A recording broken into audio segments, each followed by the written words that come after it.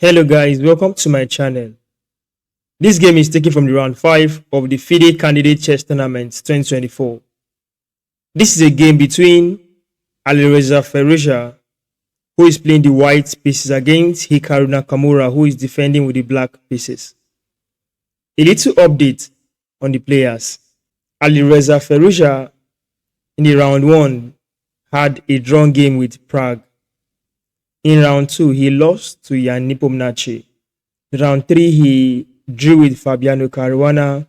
In round 4, he also drew with Nijat Abbasov. So in this round 5, he's facing Hikaru Nakamura. Hikaru, in round 1, he drew Fabiano Caruana. He lost to Vidic. In round 2, he drew against Nijat Abbasov and also drew against Pragnananda Ramesh Babu. In this round 5, he's facing Alireza Firouzja, playing the black pieces. Let's enjoy the beauty this game has to offer. Firouzja started with pawn to e4, e5, knight to f3, knight to c6, bishop to c4. After knight to f6, going after this pawn, d3, defending. In most cases, most players like to defend with the knight. Alireza goes for the d3 option. Bishop to c5, c3, h6, b4, attacking that bishop.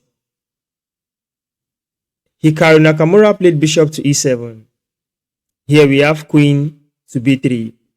Queen joins forces with the bishop to attack this f7 square. Hikaru Nakamura defended by castling. a4 comes up, d6, knight on b to d2, knight to b8. d4 followed, attacking in the center. Pawn takes, we have a5. In this position, white has carefully taken control of the center and is ready to castle the king to the short side. A way to counter attack is by fighting from the side so as to weaken the support in the center. This pawn on e4 covers this square and this square. Pawn on d4 covers e5 and c5. The bishop is doing well. The queen is supporting the bishop. The knight is in the game. This knight is in the game, and you will notice that in just move 11, white has seized space advantage. In this position, Alireza went for e5 instead. Instead of taking this pawn, he went for a counter in the center, attacking the knight. Knight to h5, b5. After knight to f4, g3 followed, attacking the knight. d5 instead by Hikaru Nakamura, leaving Alireza Firouzja to capture this knight. The problem is this: if pawn takes, with tempo, the queen is under attack. However, for the compensation of this kind of position, Nakamura has castled his king. White king will be exposed. It is now risky to castle any of the two sides because it seems as if the pawn structure that should cover the king has been damaged. After d5 in the game, Alireza Firouzja went for bishop, taking it back home to f1 for safety. This gave a move to Hikaru Nakamura to keep the knight safe. After bishop to g2, c6. In this position, Alireza castled the king. Knight to d7, bishop to b2, knight to b6, pawn takes. Then we have bishop to c3. A very nice move which opens this space so that the rook can come in, support the queen to attack this knight, which is only defended once by the queen. c5 followed, rook on f to b1. Rook to a6, supporting defending the knight. Pawn takes on c5, bishop takes on c5. Queen to b5 followed. Queen to c7 followed. Rook to c1, queen to a7. After queen to e2, bishop to d7. bishop to f1, supporting this queen to attack the rook.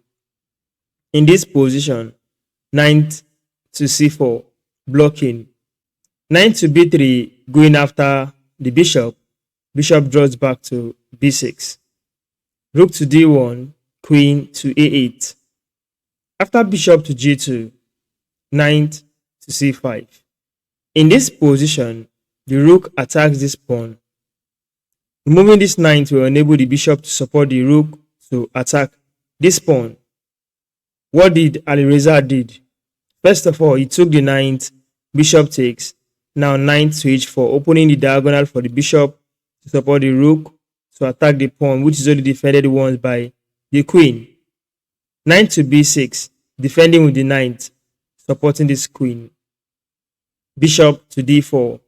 Bishop takes on d4, rook takes on d4, rook to a7.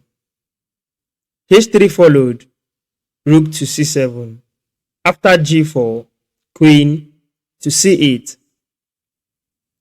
Queen to d2, rook to c5. Queen to f4, rook to e8. Knight to f5. Bishop takes on f5, pawn takes on f5. Queen to c7. Joining forces with the rook to attack this pawn. So the pawn is attacked twice. A way to defend is to bring in the rook to e1. Knight to d7 followed. Now the pawn is attacked 3 times. From the queen, from the knight, from the rook. What to do? Alireza went all creative with pawn push to e6, which opens up the diagonal for the queen to face the queen. Hikaru quickly picked the queen, rook took, and here we have knight moves, because that knight was under attack from this pawn. So keeping the knight safe is a good idea. After rook to d4, we have king to f8. Rook to d2, pawn takes, king to e7. Rook to b2, rook doubles up on the e file. The rook moves from here to c8. In case of any form of check, the rook can block, or this particular rook can go back to defend. Bishop to f1 comes up, knight to e4. In this position, you will notice that there is a 10-minute difference between the clocks played on the board. Hikaru is up 10 extra minutes. So Alireza Firouzja is trying to play and keep up with time. Looking for good moves, maintaining the time are two different psychological tasks. So in this position, after bishop to d3 with the aim of taking the knight and gaining an extra pawn, knight moves away to c3. f4 followed, d4. Rook to g2, attacking this pawn. Hikaru Nakamura went for g5 instead. Alireza Firouzja used this opportunity to cement the defense of this pawn on e6. So this pawn is now untouchable, except this pawn is removed. Knight to d5 followed, rook to e4. Knight to b4, attacking that bishop. In this position, Alireza Firouzja has to make a decision. The clock on the board seems in his favor, but he has to think something through. Now here we see Hikaru Nakamura having 2 minutes 25 seconds. Alireza Firouzja having 4 minutes 37 seconds. What to do? Alireza finds something creative. Wanted to promote his pawn all along, so he sacrificed a pawn after f6 check. King takes the pawn. He played in an intermediate move with rook to f2 check. Rook blocks the check. Rook takes rook. King takes the rook. In this position, if rook had taken the pawn, open check to the king. Knight takes, rook takes, king takes the pawn, and the advantage is easily gone in this position. From this position, you easily notice that it is Hikaru who has an extra 1 pawn, who will try to convert the pawn to a win. It might not be that easy. However, with this kind of endgame, it's either a draw or a win. In this position, after the king takes the pawn on f5, Firouzja went all creative. Spotting the distance between the pawn and the king, he pushed e7 with the intention to create a queen. This gave room for Hikaru to take the bishop here on d3. The pawn promotes to a queen, rook takes. Here we have knight move to f3, going after this pawn. King to f1, d3, king to f2, knight takes the pawn with check. After the king moves to e3, there is g4.